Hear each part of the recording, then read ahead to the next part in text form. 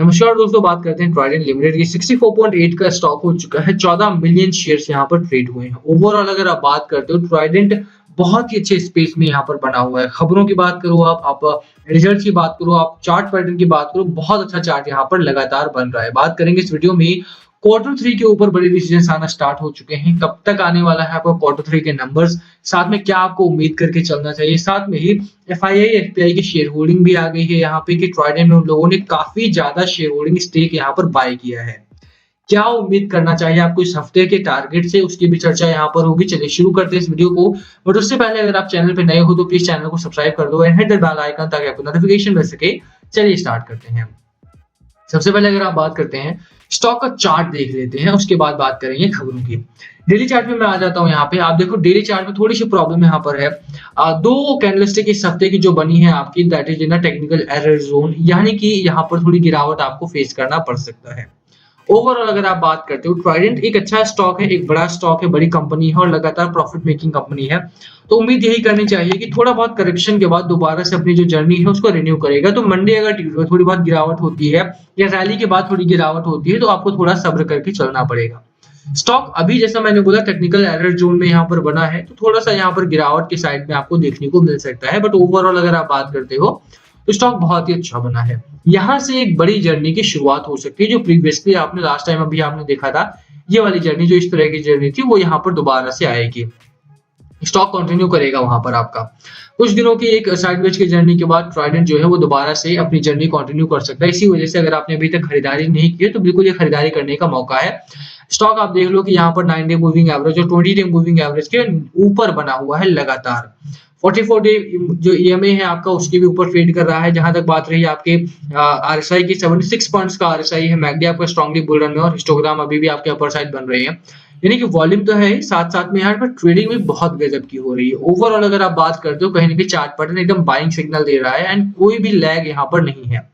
एक दो दिनों को करेक्शन पॉइंट आएगा आपका, बट क्योंकि स्टॉक आपका लगातार अपर सर्किट लगाता है तो वो आपके लिए एक मौका होगा खरीदारी करने का। बिल्कुल यहाँ पे खरीदारी करनी है, स्टॉक में चूकना नहीं है मौका, अगर आपको मौका मिलता है तो। सबसे पहले अगर आप बात करते हो तो लेकर चलता हूँ आपको वीकली चार्ट पैटर्न पे and here we will talk about the details कि क्या टारगेट लेकर के चलना है, कहां पर आपको फोकस करना है। ये लोअर एंड पे आपका एक सपोर्ट बन रहा है, दैट इज अराउंड ₹58.8 के आसपास का। सेकंड सपोर्ट लेवल है आपका अराउंड 50 रुपीज के आसपास का। स्टॉक अगर 50 तक भी जाता है तो ये प्राइस काफी इनफ रहेगा आपके लिए, खरीदारी आपको करना चाहिए अराउंड। मुझे लगता है जो गिरावट होगी 58 के आसपास तक हो सकती है। पहला टारगेट आपको लेकर के चलना है 71 रुपीज के आसपास का and the second target is around rupees here. यहाँ पर है आपका सेकंड टारगेट 90 रुपीज का। ओवरऑल स्टॉक में जान है, स्टॉक आपका एक परफेक्ट स्पेस में है, क्योंकि आप जानते हो अगर देखो दो तीन बड़ी खबरें हैं, मैं आपको बता देता हूँ। सबसे पहली खबर है, आपको प्रीवियसली याद होगा कि पीएलआई स्कीम सरकार ने लागू की थी, 10,000 करोड़ रुपए का निवेश किया था उसमें। That was phase 1।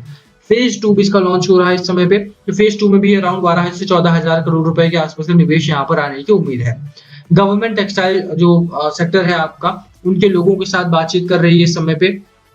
आपने देखा होगा रिन्यूएबल सेक्टर के लिए 12,000 करोड़ का फेज 2 यहाँ पे लॉन्च हुआ। 12,000 करोड़ के आसपास का निवेश गवर्नमेंट ऑफ इंडिया कर रही है। ऐसे ही टेक्सटाइल सेक्टर में जो पीएलआई स्कीम थी उसी का सेकंड पार्ट यानी कि सेकंड फेज यहाँ पर लॉन्च हो रहा है, जिसमें दोबारा से पैसा आएगा। तो इसी वजह से अगर आप आलू के इंडस्ट्रीज को देखते हो, आप ट्राइडेंट को देखते हो, तो इन स्टॉक्स में काफी अच्छी रैली है और वो आगे जारी रहेगी। इसी वजह से बिल्कुल अगर अभी तक आपने खरीदारी नहीं की है तो ये एक अच्छा मौका है खरीदारी करने का। जहां तक आरएसआई की बात रही, आरएसआई 75 पॉइंट्स का है। मैकडी आप देख लो स्ट्रांगली बुल रन में है और हिस्टोग्राम जो है आपके अपर साइड बन रहे हैं, यानी कि वॉल्यूम जो है वो तगड़ा है।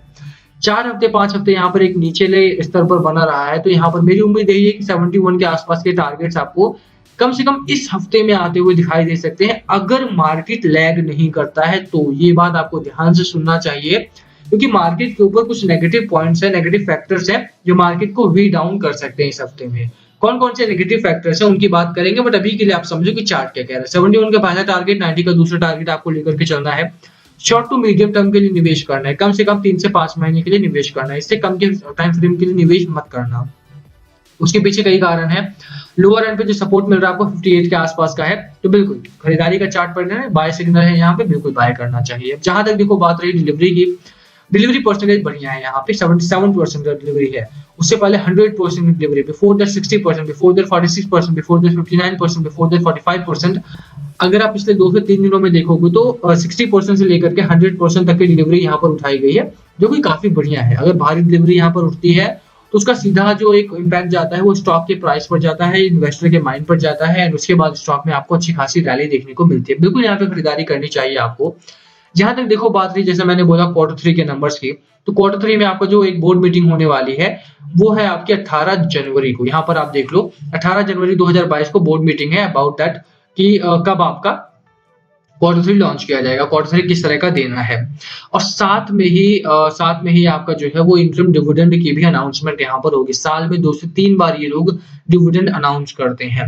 अगर आपको ध्यान हो तो 2019 में स्टॉक स्प्लिट हुआ था, उसके बाद अभी लगातार उसके बाद कई बार यहाँ पे डिविडेंड दिया गया है। 27 फरवरी को, 25 मई को एंड देन 28 अक्टूबर को। साल में 3 से 4 बार ये डिविडेंड ऑफर करते हैं। काफी डिसेंट कंपनी है। मुझे उम्मीद यही करता हूँ कि देखो अगर आप यहाँ निवेश कर रहे हो तो सिर्फ प्रॉफिट के लिए मत करना। प्रॉफिट तो मिलेगा ही, क्योंकि ट्राइडेंट में अगर आप देखोगे तो एक साल में आपको 300 350% का आपका 350 एक साल में 350% का प्रॉफिट मिला है आपको। 6 महीने में 261% का, 3 महीने में 68% का और 1 महीने में 23% का। तो प्रॉफिट तो आपको मिलेगा ही मिलेगा, बट उसके साथ साथ आपको मिलेगा डिविडेंड, आपको मिलेगा बोनस और स्प्लिट भी।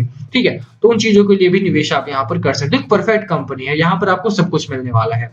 साथ में जिस बात की मैं चर्चा कर रहा था कि एफआईआई के शेयर होल्डिंग में आपको दिखा देता हूँ, 2.15% से बढ़ा करके 2.48% कर दिया इन लोगों ने।